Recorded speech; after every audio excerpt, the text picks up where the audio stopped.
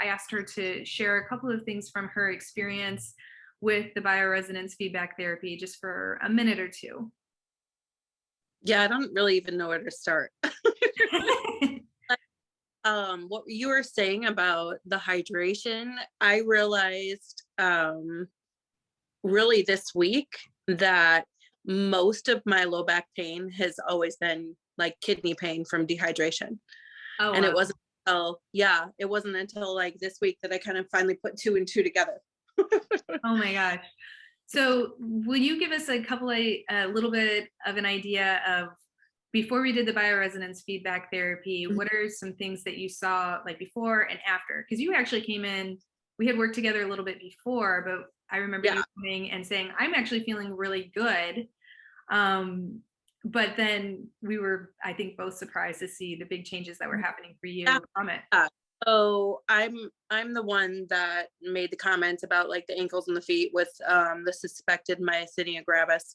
I didn't know that I would be able to speak and talk and breathe again like I am, and I feel amazing. And it has a huge contribution to my functional medicine chiropractor. And I worked with you even early on when I could barely walk.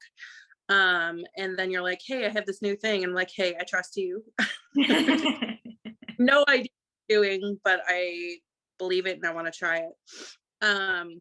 Yeah. So my right ankle, and I had surgery. I broke it. I had a fracture in 2000.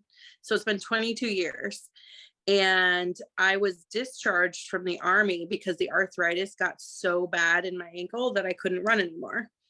And I don't even know how long I've had this swelling because it's like always been there, like basically my entire adult life.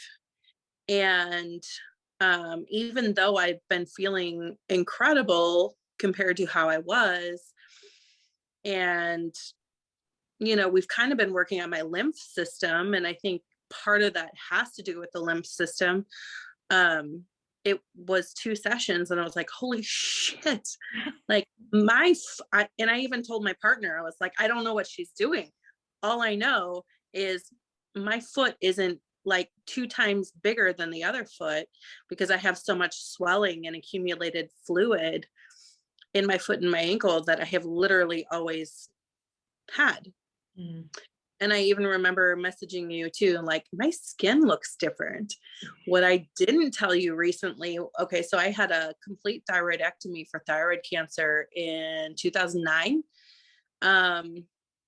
About a week ago, maybe a week after the last time you did a session on me, I was looking in the mirror and all of a sudden my scar, like I was looking at, it caught my attention. It was like, when you walk by something and you're like, you do a double take because something catches your attention.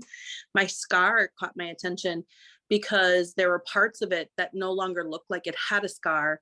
And just the way it felt like normal tissue. And before, I never even liked touching it. It was just like, it would always creep me out.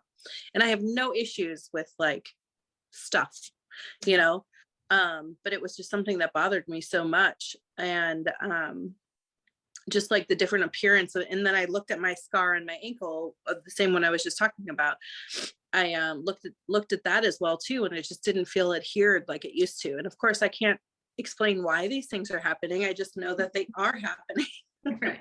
Will you go into a little bit about like different foods that neither of us expected you to be, that you indulge in, get a little, what to expect. You just made that choice, and then so, and here's a whole nother like level to this. I was at that retreat this weekend. Mm-hmm. So I've been taking digestive enzymes for a while now and have done a lot of gut healing, but there were still things that I would eat that would cause my ankle and my foot. It was almost like that was my gauge.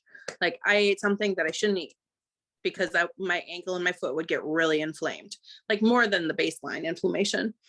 Red wine. I don't, I could drink vodka, vodka-based drinks, and that wouldn't do too much, but any other drink would do that. Dairy especially would cause me to bloat and cause inflammation in my foot. even with my digestive enzymes, I would have inflammation. And I ran out of my digestive enzymes. Well, before I ran out of my digestive enzymes, I mentioned to you, I'm like, hey, guess what? I can have dairy and I'm not having an inflammatory response. Well, this weekend I was on a church retreat, and I ran out of my digestive enzymes. So I went the whole weekend with one a day. Normally I was eating two with every single meal. And it was dairy all day long, all weekend long. And I did not get inflamed. Wow. It was crazy. Wow. So you tell me why it's happening. I don't know.